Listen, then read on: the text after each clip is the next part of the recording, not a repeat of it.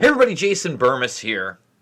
And now with America in turmoil, with protests, looting, and mass gatherings happening outside of quote-unquote lockdown or quarantine, a lot of the quote-unquote COVID news is just kind of fallen by the wayside. And as we know, facts aren't the facts. According to Andrew Cuomo, the facts keep changing. What do you do when the facts aren't the facts? Well, if you watch this progression for me, one of the biggest things I said was the problem outside of the lockdown, and I'm glad the military action was not as great as I thought it would be, but even that, was a little much, right? But the other thing was, why don't I get to decide how to treat my body? And you couldn't get the hydroxychloroquine. You couldn't get the infusion of vitamin C and steroid treatments in a lot of cases. In a lot of cases, putting you on a ventilator obviously didn't work. Caused your death. And now there are reports coming out of Italy. Not only is the coronavirus, quote unquote, no longer existing clinically in that area, but Oxford, who is working on a vaccine, is saying it's disappearing from Europe. And out of Italy, they're talking about treating it with ibuprofen when originally they said that ibuprofen might exacerbate it. So if you could treat it with all these things that are readily available, such as maybe even antibiotic shots, which that one Texas doctor talked about, why aren't we doing that? Well, in large parts because the World Health Organization just says everything is a lie. Everything is always a lie. And we're going to focus on that because, there are people just saying this is a bacterial infection. That's what we're finding in the autopsies, right? It's not a virus. So we're gonna check this video out and how the mainstream media is still going to the World Health Organization despite the fact we've left it. We're going to cover the fact that this virus is pretty much over, right? At least this strain of it. And let's hope there isn't a resurgence. I still think you saw it degrade so quickly because it was, in fact, a man-made bioweapon. Plenty of evidence to say so. The Lancet study, the studies coming out of India, people like that Nobel Prize winner who identified HIV, got the Nobel Prize in 2008 talking about it. Only he's saying it wasn't a bioweapon. They were actually working on a vaccine. I don't necessarily buy into the Wuhan narrative or maybe even the Fort Detrick narrative. Again, these bioweapons programs are all over the world. So before we get there, and the fact that the World Health Organization is challenging Dr. Alberto Zangrillo, the head of intensive care at San Raffaele in Milan and in Lombardy, basically saying, look, this thing is gone. We're done with it. I want to remind everybody, I'm fully demonetized on this platform, probably because I talked a lot about stuff like this, that I dare challenge the World Health Organization, which we're not even a part of, that I dare challenge the status quo. So, again, if you can support me, $5, $10, $15, large donations, we really do appreciate them, seeing we can't get super chats or any of that stuff. Make sure you are subscribed. And remember, I'm over on Rockfin as well. All right, let's start going down the line here. So, this one's out there the last couple days. And, of course, the World Health Organization is just, disputing this and saying, well, again, the fear continues, right? They want to keep this lockdown. They want to keep control. And I'm going to show you why I believe that is. On top of the control they have, but they really do want this mass vaccination.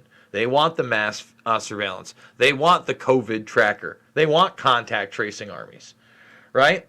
So now ibuprofen is being tested as a treatment in Italy, and it seems to be working, right?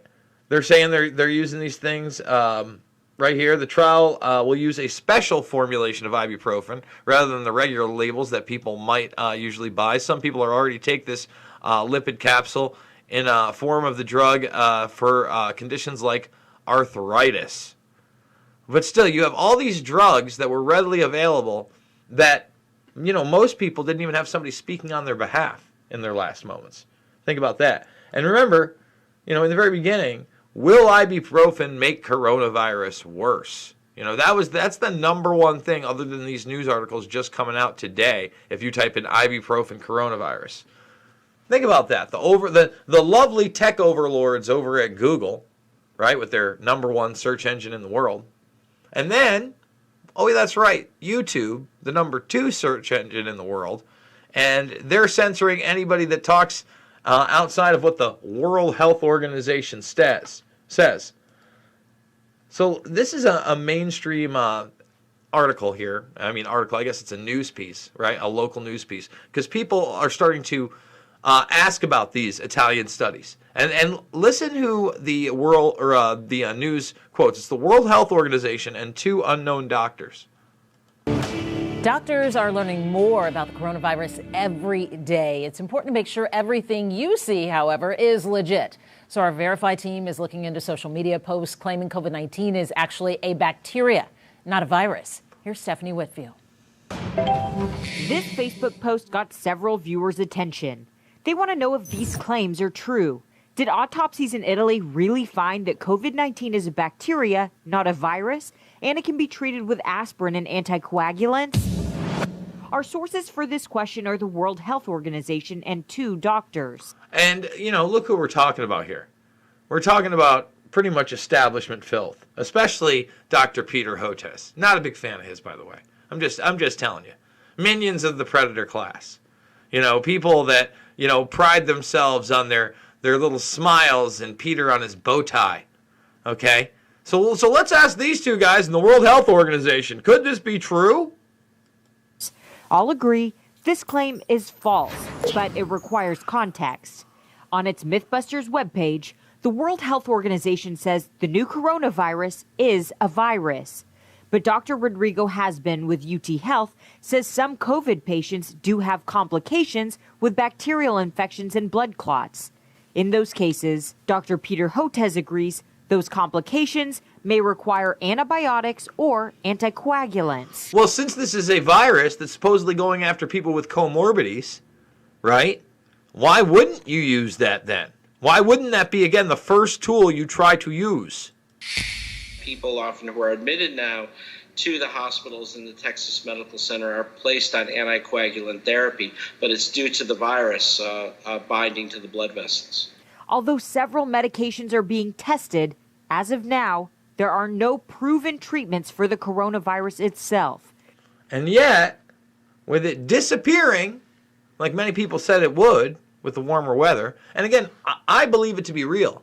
I want to get that out of the way. We've talked about this. I don't think this is a hoax.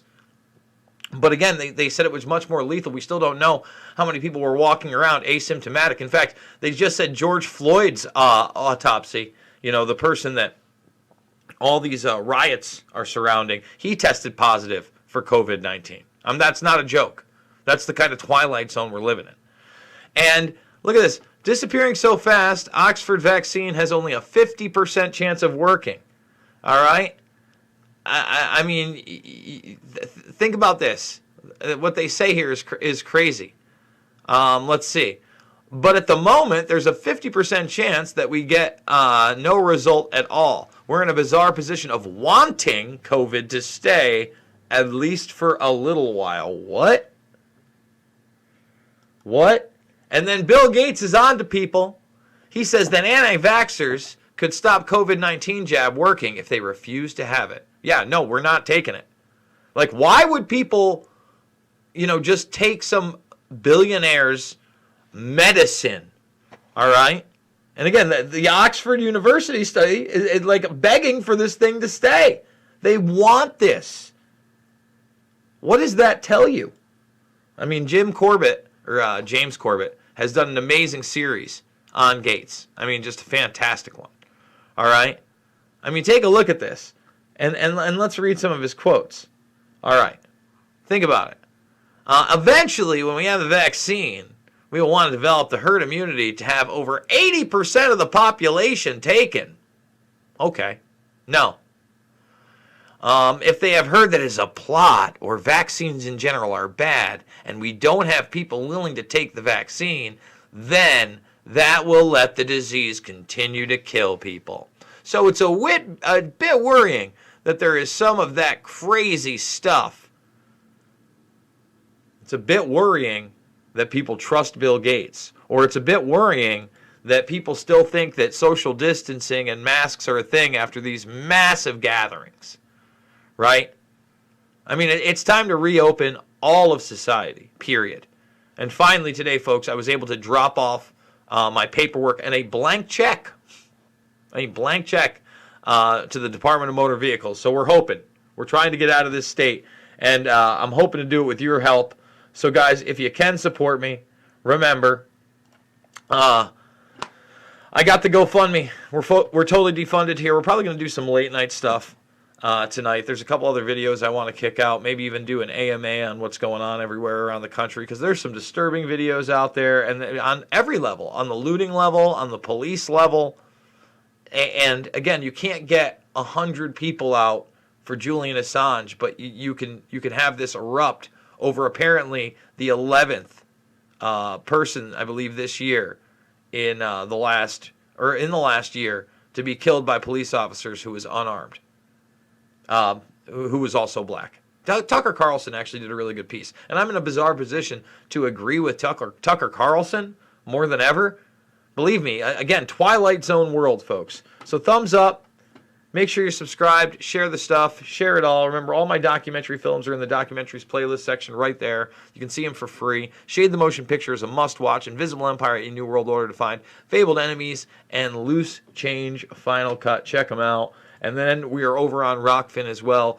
Give it a look. I love you guys. Remember, it's not about right and wrong. No, it's not about right and wrong. I'm losing it. It is about right and wrong. That's all it's about. It's about accountability. It's about questioning authority. It's not about destroying our neighbor's property. It's not about mindlessly looting. It's not about attacking people. And it's not about law enforcement also attacking people, gaining more and more power. So we're in some really weird times. I don't even know what else to say. You know, guys, we'll see what happens in the coming weeks. And I'm going to try to keep pumping these things out. But these are long days. You know, the things I watch. And now Cuomo's press conferences have morphed from COVID-19 to like protesters and looting. And no one's even talking about the crazy economic impacts that all of this is going to have in the coming months, no matter what happens to the country. So guys, I love you. I'll see you on the flip.